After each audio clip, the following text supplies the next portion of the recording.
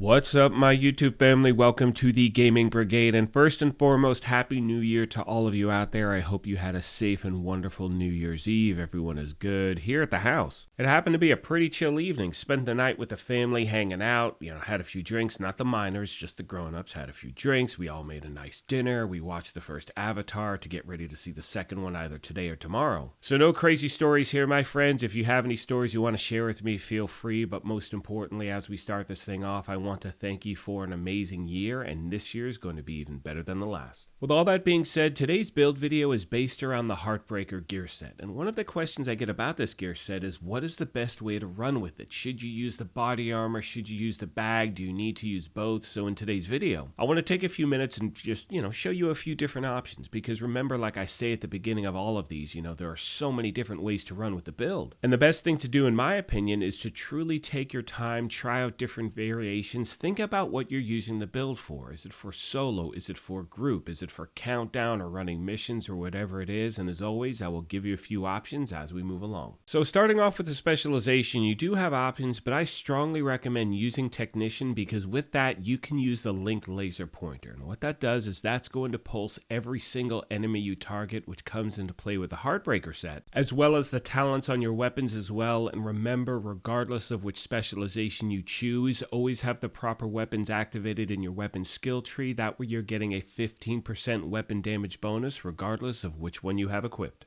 My primary weapon for this build is the Kingbreaker Assault Rifle. Absolutely love this weapon. If you do not have it as yet, you can farm for it anywhere the AR is the targeted loot. I suggest jumping into Countdown. Now it has the talent Perfect Flatline, which amplifies weapon damage by 20% to pulsed enemies. After 2 kills, it applies pulse to the next enemy you hit, but that doesn't matter because of that linked laser pointer. Everything you target is going to be pulsed, so that talent is going to be running non-stop. You can see I have it equipped here. For my secondary, I'm using the ACS-12 because you can also equip this with the linked laser pointer, and this weapon is what's going to help you get your stacks. Now, if you happen to have the rock and roll shotgun, that is another great option as well. I recommend using that because that has more ammunition in the clip. So if you do have that, use a rock and roll, but if not, the ACS-12 can get the job done. As far as my sidearm goes, honestly don't really touch it with this build. Moving on to the gear itself, you can see I'm running 4 Heartbreaker, 1 Fenris, and 1 Overlord. Starting off with the mask is the first piece of Heartbreaker.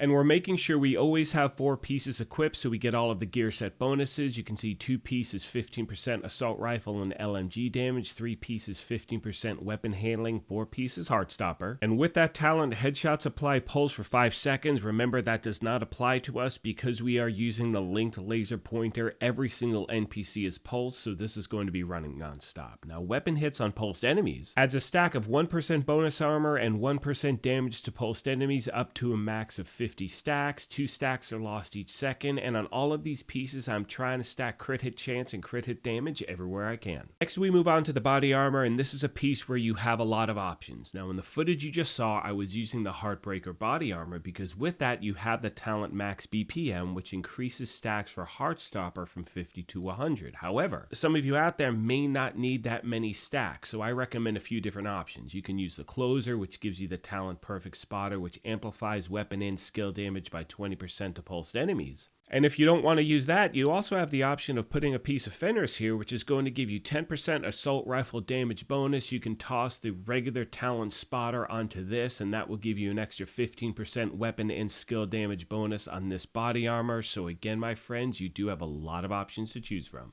Just remember, as I mentioned earlier, you want to have 4 pieces of the Heartbreaker gear set equipped, so if I were to switch the chest, I would just then switch the gloves to a piece of Heartbreaker. Now moving on to the holster, it's the next piece of Heartbreaker in the set, and again, stacking crit hit chance here. Moving on to the knee pads, we are using Fox's Prayer because of that middle attribute, 8% damage to targets out of cover. When you have these stacks going with that attribute, it absolutely melts NPCs. Next, we have the gloves, which are the 1 piece of Fenris for this version of the build, and that's so I'm getting that assault rifle damage bonus as well. And finally, we make our way to the backpack. And here I'm using the Heartbreaker backpack because it has the talent Cold. And if I have to choose between one or the other, let's say the bag or the chest, I'm always going to choose the bag because with this talent, you're going to increase your bonus armor gain per stack of Heartstopper from 1% to 2%. And keep in mind, as I say that, there happen to be other times where I want to make sure I'm using both of them. Again, this is just a template to give you an idea as far as my skills go. Just put your two favorite ones here. To be honest with you, I didn't realize I had the pulse equipped. I usually put the assault drone there because it is a great distraction to NPC and puts out damage. And if I'm using,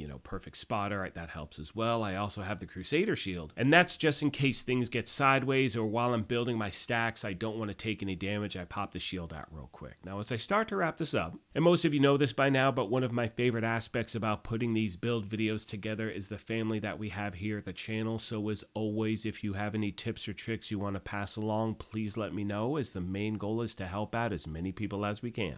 On that note, I'm going to let the rest of the video play out. However, like I mentioned at the beginning of this thing, if you happen to be new here, feel free to hit that subscribe or join button. We would love for you to be a part of our gaming family. If you enjoyed this, you could hit that like button as well. But most importantly, take care of yourselves, be kind to each other, and we will talk to you soon. Thanks again, everyone.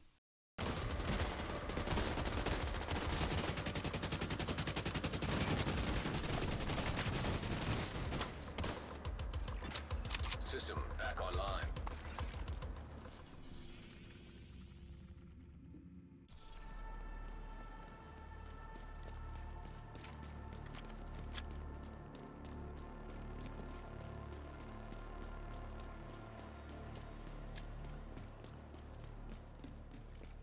You're closing in on the target.